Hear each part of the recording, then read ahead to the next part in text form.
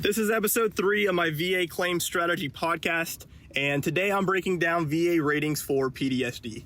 Okay, most advice on this subject is completely garbage. Okay, most people just tell veterans to pull up a giant list of symptoms on the rating schedule and just find which list looks the most like you. Okay, if that were true, there wouldn't be so many of cases where veterans have the exact same symptoms but receive very different ratings. Okay, spoiler alert, ratings are not based on what symptoms you have, they're based on something else. Okay, my goal is to walk you through step by step exactly what the VA looks for PTSD ratings, why so many veterans get underrated, and how to prepare for your CMP exam. Okay, before we get into this, I'm assuming you are already service connected and have a diagnosis. Okay, if you aren't, come back to this after you do. Okay, the VA rates PTSD from 0% to 100%, and they are primarily looking at the level of social and occupational impairment you have and the symptoms that often come with it. Okay, the first thing you need to know is there is a very big difference between symptoms and impairment. Okay, symptoms describe your pain, how you're feeling, etc. Impairment describes what you can and cannot do. Okay, symptoms might include anxiety, depression, panic attacks. Okay, impairment is I have to leave work early 3 days a week, or I get so anxious at social events that I have to skip out. Okay, people who are heavily impaired often have certain symptoms, okay, but having symptoms doesn't automatically make you impaired. Okay, now let's get into the actual rating percentages. Okay, 0% simply means you are service connected and diagnosed but don't qualify for compensation. Okay, in other words, you have PTSD, but it doesn't impair your life at all.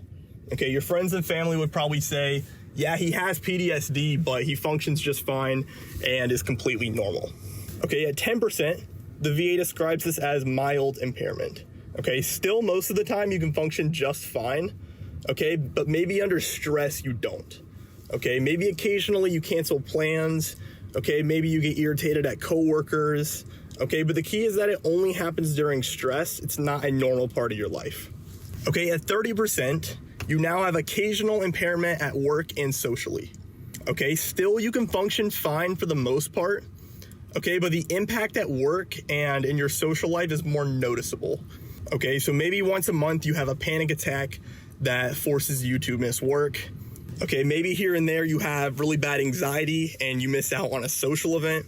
Okay, it's occasional, but it's more noticeable and consistent. Okay, at 50%, the impact on your work and social life is no longer occasional, but is consistent every day or every week. Okay, maybe you have memory problems, maybe you have consistent panic attacks. Okay, you have something that impairs your ability to work and your social life consistently. Okay, the biggest difference between 50 and 30% is that you often have one specific trait or a few specific traits that consistently cause problems. Okay, bad memory problems won't cause occasional issues. That's going to be a problem every day. Okay, at 70%, now we're moving to deficiencies in most areas. Okay, maybe you consistently have panic attacks. Okay, bad hygiene becomes a thing here. Okay, suicidal ideation is also really big here. Okay, and at 70%, the impact is so bad that you can no longer maintain relationships or jobs. Okay, at 50%, maybe you had difficulty at work or in relationships. Okay, those suffered consistently, but now we're at the point where you can't maintain those at all. Okay, so you have consistent evidence of losing jobs, not being able to maintain long-term relationships. Okay, that's what 70% is. Okay, 100% is impairment in all areas of your life. Okay, this literally means no job, no relationships. Okay, there's not a single area of your life that functions well. Okay, I will say that the jump from 70 to 100 is far bigger than 50 to 70 because any relationship or job is consistently used as evidence against a 100% rating. Okay, what is interesting about each jump is that many veterans can have the same symptoms, yet function completely differently. Okay, both might have constant severe nightmares. Okay, yet one veteran manages to get to work on time, yet the other misses it 3 times a week. Okay, veterans cope with the same symptoms very differently. Okay, but what you need to know is that it's not ultimately your symptoms that get you a rating, it's how they impact you. Okay, this leads to the next issue, which is the CMP exam. Okay, most of the advice around this is, oh, just speak up and be honest. Okay, talk about your worst days.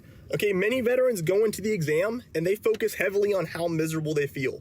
Okay, that is the biggest mistake you could make. Okay, the examiner doesn't assume impairment just because you have certain symptoms. Okay, what you need to do is explain what those symptoms actually do. Okay, the best way to prepare is to write all your symptoms and then 2 to 3 ways each of them impacts you. Okay, I also recommend bringing this to the exam, okay, writing it down, all right, and using it to answer the questions. Okay, don't try to remember it on the spot. Even if you do everything right, it doesn't guarantee that your exam will be positive. Okay, in the next video, I will talk about exactly what to do depending on why you're denied. Okay, some of the denial reasons are complete VA errors and they're easy to appeal. Okay, but that is beyond the scope of this video, and I will talk about it in the next episode.